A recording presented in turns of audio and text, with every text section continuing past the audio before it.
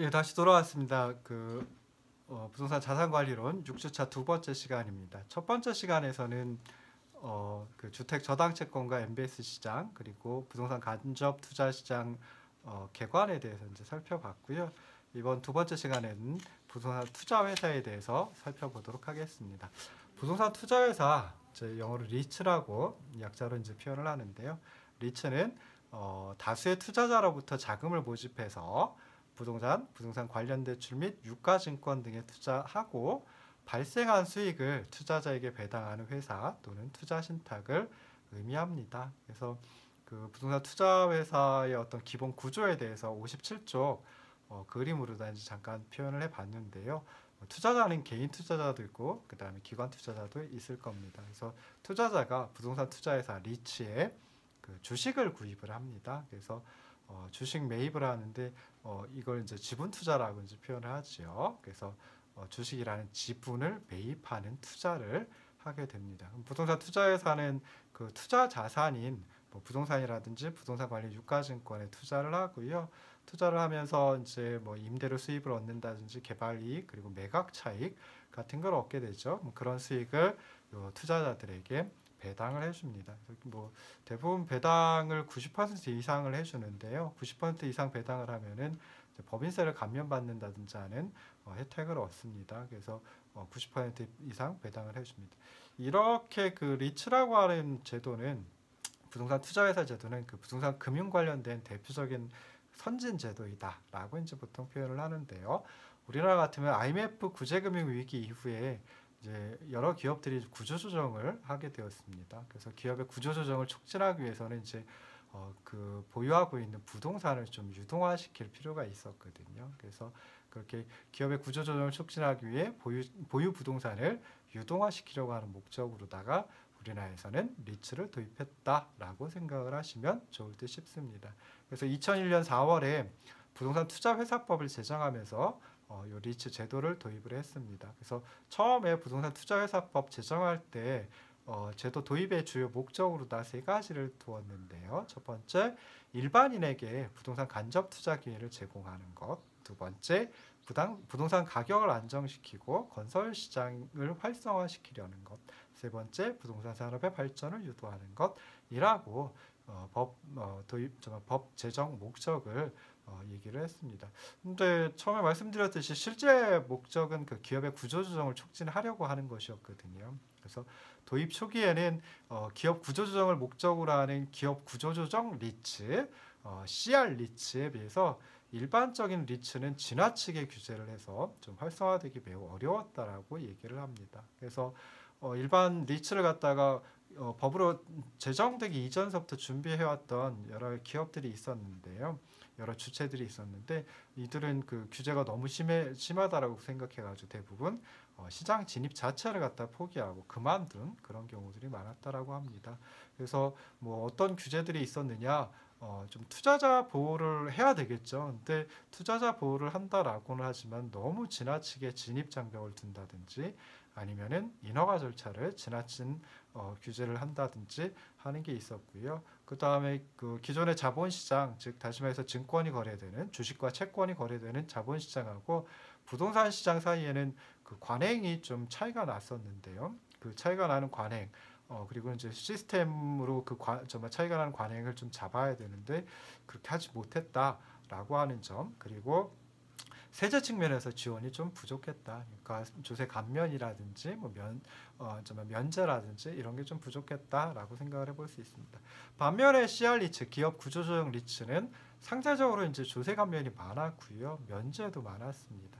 그리고 자산 운용의 특례도 인정을 해주는 게 많았고요.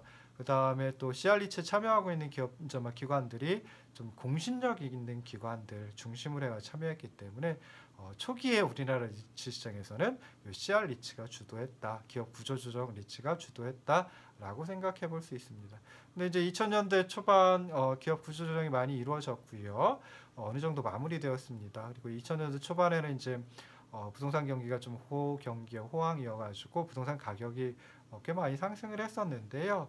근데 그러다 보면 이제 투자 수익을 많이 얻었겠죠. 근데 이제 더 이상 부동산 가격이 상승하지 않는다라고 하면 투자 수익을 얻을 수 있는 자산을 확보하기가 좀 어려워졌습니다. 그래서 리츠 제도가 좀 많이 좀 변화가 되어야 되겠구나라고 하는 필요성이 이제 이때 생겨났죠. 그래서 2005년 4월에 부동산 투자회사법을 개정 시행을 하게 됩니다. 최저 자본금을 하향 조정했고요. 그러면 회사 설립이 좀 용이해졌겠죠. 그리고 투자 대상이라든지 회사 형태, 투자 방법 등을 운영 주체가 결정할 수 있도록 하는 등 규제를 좀 많이 완화를 했습니다. 그래서 리츠 시장 규모가 이제 급격하게 증가를 해서 2006년 4월에 이르면은 시장 규모가 2조 원을 돌파를 하게 됩니다. 그래서 꽤 많이 이제 성장을 한다라고 생각해 볼 수 있고요.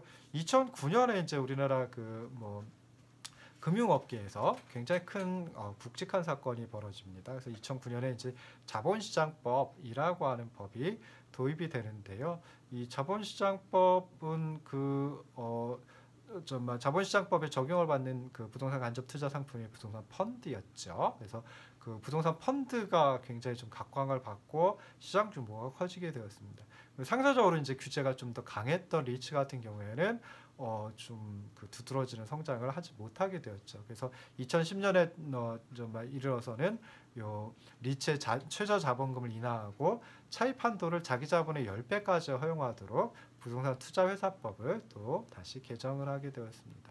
2015년 6월에는 그 당시에 우리나라 그 주택 정책이 이제 임대주택 활성화 정책에 초점을 맞췄었거든요. 그래서 임대주택 활성화 정책하고 맞물려 가지고 임대주택 리츠에 대한 여러 가지 규제를 좀 완화를 했습니다. 그래서 임대주택 리츠라고 하는 것은 이제 연면적 70% 이상을 임대주택으로 보유하고 그다음에 보유하거나 건축하는 그런 리츠를 이른바 임대주택 리츠라고 이제 표현을 합니다. 그래서 임대주택 리츠에 대해서는 공모 의무를 면제해 줬고요. 그다음에 분산 의무도 면제를 해줬습니다. 그러니까 의무적으로 공모해야 되는 비율이 그러니까 자본금 모집할 때 의무적으로 공모해야 되는 비율이 30% 이상이었는데 그 부분을 면제를 해줬고요. 그 다음에 1인당 그 주식 소유 한도가 10%였는데 그 부분도 이제 면제를 해줬습니다. 그리고 이제 부동산 개발 사업에 투자해서 자산의 투자, 운용 등 전반적인 자산 관리를 하는 그 개발 전문 리츠가 있었는데 이 제도를 2015년 6월 같이 폐지를 해버렸습니다. 그래서 이제 그 58쪽에 그 그림을 표를 보시면은 우리나라 리츠라고 하는 제도의 어떤 그 연역을 표로다가 작성을 해봤습니다. 그래서 2001년 7월 1일에 시행된 게 제정된 그 부동산 투자회사법이 2001년 7월 1일에 시행이 되었습니다. 근데 이제 2001년 4월 7일에 제정이 되었고 1차 개정이 2001년 5월 24일 그러니까 시행일 이전에 그 개정이 벌써 한 차례 이루어진 거죠. 그래서 보시면은 제정이 되었을 때 보시면은 부동산 투자회사 제도를 도입을 했는데요. 이때 도입한 건 자기관리 리츠라고 하는 거고요. 자기관리 리츠에 대해서 최저 자본금은 500억 원, 주식 소유 한도 1인당 소유 한도입니다. 10% 그리고 의무 공모 비율 30% 이상으로 규제를 했습니다. 그 다음에 부동산에 대한 투자는 총자산의 70% 이상, 그러니까 부동산을 매입을 한다든지 하도록 이제 했고요. 그 다음에 개발 사업에 대한 투자는 자기 자본의 30% 이내. 그러니까 개발 사업은 좀 위험이 따르죠. 그러다 보니까 자기 자본의 30% 이내로 좀 규제를 했습니다. 배당 가능 이익이 있으면 이것의 90% 이상을 배당을 투자자들에게 하도록 의무화했습니다. 2001년 5월에 1차 개정된 그래서 2001년 7월에 시행된 그 법에서는요. 기업 구조조정 리츠, 그러니까 CR 리츠라고 보통 부르는데 요 기업 구조조정 리츠를 도입을 했습니다. 그러면서 최저 자본금, 주식 소유 한도, 의무 공모 비율, 배당 의무화 규정을 적용받지 않아도 된다라고 이제 규제를 그러니까 굉장히 완화시켜 준 거죠. 그리고 자산 관리에 위탁을 해가지고 요 CR 리츠를 운영하도록 했습니다. 2004년 10월에 개정이 이루어졌는데요. 그래서 2005년 4월에 이제 시행이 되었습니다. 그래서 이때는 위탁관리 리츠를 갖다가 이제 도입을 했고요. 그러다 보니까 자산의 투자 운용 방법에 따라서 리츠가 이제 자기 관리 리츠, 위탁 관리 리츠, 그리고 기업 구조 조정 리츠, CR 리츠 세 가지로 이제 세분화가 되었습니다. 그리고 예비 인가 제도를 도입을 했고요. 그래서 예비 인가 그리고 설립 인가 받도록 이제 2번 받도록 이제 했습니다. 그 다음에 규제를 완화를 했는데요. 최저 자본금을 500억 원에서 250억 원으로 인하를 했고요. 그 다음에 주식 소유 한도를 10%에서 30%로 1인당 소유 한도를 확대를 했습니다. 그 다음에 자본금의 50% 이내에서는 현물 출자도 가능하도록, 현금이 아닌 현물 출자도 가능하도록 했고요. 자기 자본의 2배 이내에서 차입 또는 사채 발행도 가능하도록 했습니다. 그러면 이렇게 이제 규제를 완화했으니까 반면에 또 감독을 강화했습니다. 그래서 그 당시에는 이제 금융감독위원회였는데요. 금융감독위원회 감독을 받도록 했고요. 그다음에 내부 통제 장치도 마련하도록 이제 했습니다. 2007년 7월에 개정해서 10월에 시행한 부동산 투자회사법에서는요. 설립 인가제를 영업 인가제로 이제 전환을 했습니다. 그러니까 좀 설립을 하기가 조금 더 쉬워졌다라고 생각해 볼 수 있고요. 규제를 완화했습니다. 그래서 최저 자본금을 인하를 했고요. 그다음에 주식 공모 비율이 아까 30% 이내이다라고 30% 이상이다라고 했는데 이것도 이제 예외를 인정을 했고요. 그다음에 차입 및 사채 발행 규모도 이제 확대를 했습니다. 그래서 아까 그 자기 자본의 2배 이내에서 차입이나 사채 발행이 가능했는데요. 근데 이걸 주주총회 특별 결의를 통해 가지고 뭐 2배를 초과해도 차입이나 사채 발행을 할 수 있도록 확대했고요. 그다음에 개발 전문 리츠라고 하는 제도를 이때 이제 도입을 했습니다. 나중에 다시 폐지가 됩니다. 2010년 4월에 개정해서 7월에 시행한 부동산 투자회사법에서 이제 규제를 또 완화를 했습니다. 그래서 최저 자본금을 갖다가 인하를 했고요. 그다음에 의무 공모 비율도 이제 30%에서 20%로 20% 이상으로 축소를 했고, 그다음에 1인당 주식 소유 한도도 30에서 35%로 이제 확대를 했습니다. 현물 출자할 수 있는 재산의 범위도, 그러니까 현물도 확대를 했고요. 그다음에 개발 전문 리츠의 운용 요건을 좀 완화를 했습니다. 2012년 그리고 13년에 개정돼 가지고 2013년 6월에 시행된 부동산 투자회사법에서 이제 자율성을 확대했습니다. 그러니까 마찬가지로 규제를 갖다 완화했다라는 소리입니다. 그래서 위탁관리 리츠의 주식 소유 한도를 35에서 40%로 확대를 했고요. 현물 출자를 자율화시켜 버렸습니다. 그리고 공모 의무 기간도 연장을 했습니다. 대신에 이제 감독을 강화했습니다. 그래서 자기 관리 리츠의 설립 자본금을 상향 조정했고요. 감독을 강화했고, 그다음에 위탁 관리 리츠 그리고 CR 리츠의 감독을 강화했습니다.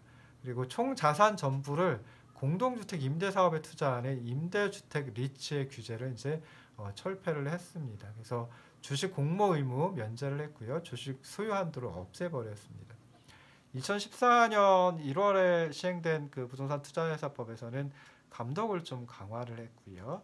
2015년 6월에 개정 시행된 부동산 투자회사법에서는 규제를 완화하면서 자율성을 확대를 했습니다. 그래서 임대주택 리츠의 주식 공모 분산 의무를 면제했고요. 그다음에 금전 배당 의무도 완화를 했습니다. 그러니까 현금 배당이 아니라 현물 배당도 가능하도록 이제 했습니다. 그리고 이익 배당 의무도 완화했고, 그다음에 일정 요건이 만족되는 자기관리 리츠의 진입 요건을 인가제에서 신고제로 다 전환을 했습니다. 그다음에 개발 전문 리츠를 이때 폐지를 했고요. 개발 전문 리츠 폐지하면서 그냥 주주총회 특별 결의로 개발 사업에 대한 투자 비율을 결정할 수 있도록, 그렇지 않으면 30% 이내에서만 개발 사업에 대해서 투자할 수 있도록 이제 했습니다. 그리고 이제 감독을 강화하면서 건전성을 강화시켰습니다. 그래서 설립 인가 후에 3년 동안 업무를 위탁받지 못한 자산관리 회사 같은 경우에는 인가를 취소하고요. 그리고 이때 이제 리츠 정보 시스템의 법적 근거를 마련했습니다. 그래서 국토교통부의 리츠 정보 시스템이라고 하는 하나의 웹페이지가 있거든요. 그래서 그때 이제 구축을 해서 그 전서부터 구축을 했겠죠. 그리고 그때 이제 법적인 근거를 만들었습니다. 2016년에 한번 또 개정이 됐는데요. 이때 이제 자율성을 확대하는 그런 식으로 개정이 되었고요. 특히나 이제 호텔 투자가 가능하도록 규제를 완화를 했습니다.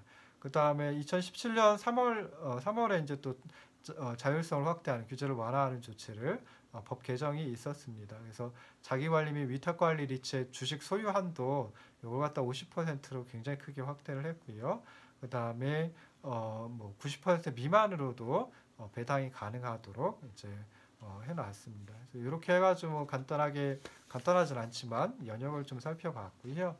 그 다음에 뭐 현재 우리나라 그 부동산 투자회사 리츠 같은 경우에는 크게 이제 세 가지로 구분을 해볼 수 있습니다. 그래서 첫 번째가 자기관리 리츠라고 하는 게 있고, 자기관리 리츠는 실체 회사로, 그러니까 주식회사 형태인데 실체를 가지고 있어야 됩니다. 그리고 이제 명목 회사 인 위탁관리 리츠, 그리고 기업 구조 조정 리츠, CR 리츠 이 세 가지로 구분을 합니다. 자기관리 리츠, 위탁관리 리츠, CR 리츠 이 세 가지로 구분을 합니다. 자기관리 리츠는 말 그대로 자산의 투자, 운용 등 전반적인 자산 관리를 자체 자산 운용 전문 인력으로 직접 수행하는 형태이고요. 위탁관리 리츠는 자산의 투자, 운용 등 전반적인 자산 관리를 외부의 전문 자산 관리 회사에 위탁하는 형태입니다. 그리고 기업 구조조정 리츠는 CR 리츠는 기업의 채무 상환을 위해서 매각하는 부동산을 대상으로 설립하고, 자산 관리는 외부의 전문 자산 관리 회사에 위탁하는 형태로 하고 있습니다. 그렇기 때문에 이제 자기 관리 그리고 위탁 관리 리츠의 투자 대상은 일반적인 부동산이고요. CR 리츠의 투자 대상은 기업 구조 조정용 부동산이다라고 생각을 하시면 좋을 듯 싶습니다. 이 세 가지 자기관리 리츠, 위탁관리 리츠, 그 다음에 기업 구조조정 리츠, CR 리츠 이 세 가지는 이제 조금씩 차이가 나는데요. 뭐 투자 대상이라든지 그 다음에 회사 형태라든지 최저 자본금이라든지 조금씩 이제 차이가 납니다. 뭐 좀 전에 이제 설명을 드렸는데 리츠, 그러니까 부동산 투자 회사의 감독 기관은 두 개의 기관이 있습니다. 하나는 이제 국토교통부가 있고요. 하나는 금융위원회가 있습니다. 그래서 부동산을 국토교통부에서 관장을 하고 있으니까 국토교통부의 감독을 받고요.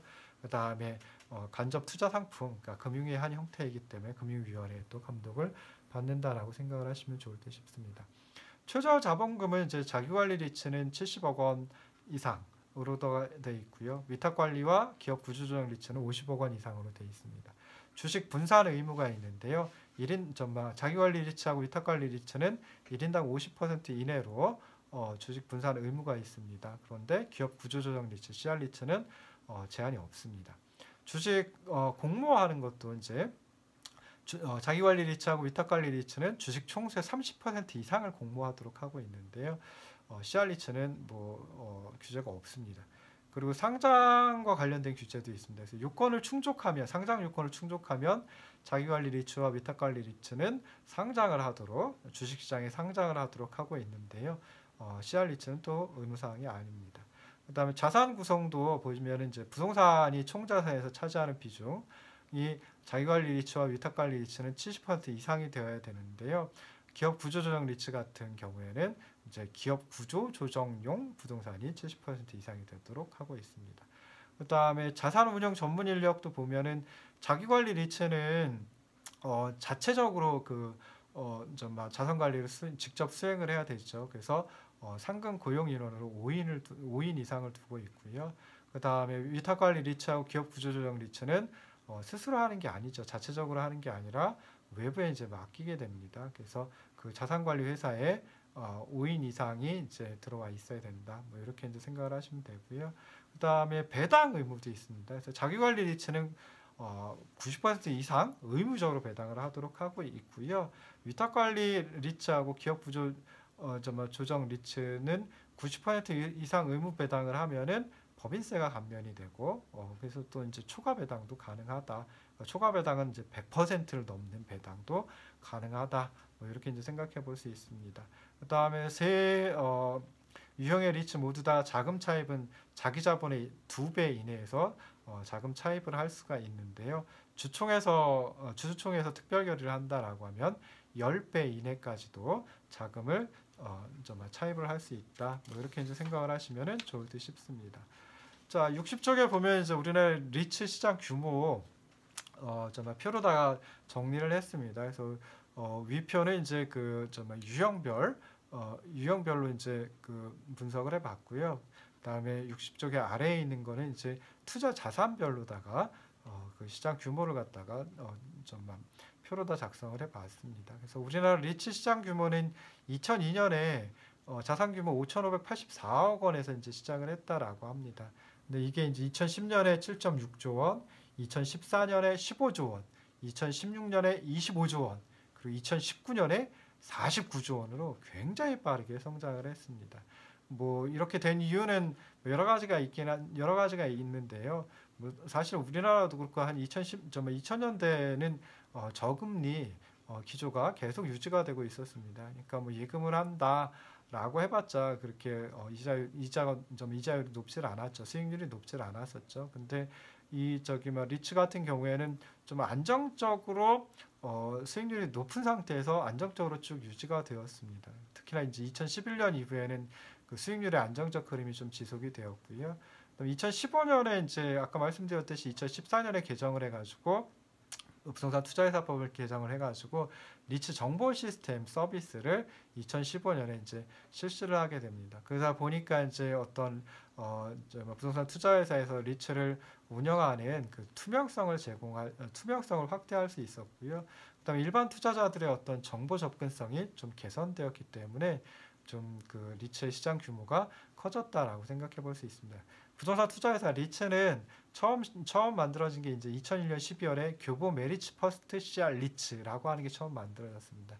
그래서 그걸 시작으로 해가지고 2019년 말 현재 보면은 자기관리 리츠가 4개 있고요. 위탁관리 리츠 221개가 있고 CR 리츠 29개. 그래서 총 254개의 리츠가 지금 현재 2019년 말 현재 운영이 되고 있습니다. 유형별로다가 이제 자산 규모를 보면 2019년 말 현재로 해가지고 보면요, 위탁관리 리츠의 그 자산 규모가 44.6조 원입니다. 전체 그 자산 규모에서 차지하는 비중이 91%, 굉장히 크죠. 그리고 CR 리츠가 4조 원, 8.1%, 그리고 자기관리 리츠가 4,600억 원, 1%가 조금 안 됩니다. 그래서 실제로 이제 자기관리 리츠는 거의 좀 굉장히 미미한 수준이다라고 생각해 볼 수 있고요.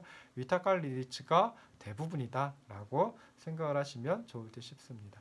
이제 투자 자산별, 그러니까 어떤 부동산에 투자를 하는지 그 투자 자산별로 다 자산 규모를 보면은 2019년 말 현재로 살펴보면 이제 주택이 29.8조 원, 그러니까 60.9%를 차지하고 있습니다. 그리고 오피스, 그러니까 업무용 빌딩이 되겠죠.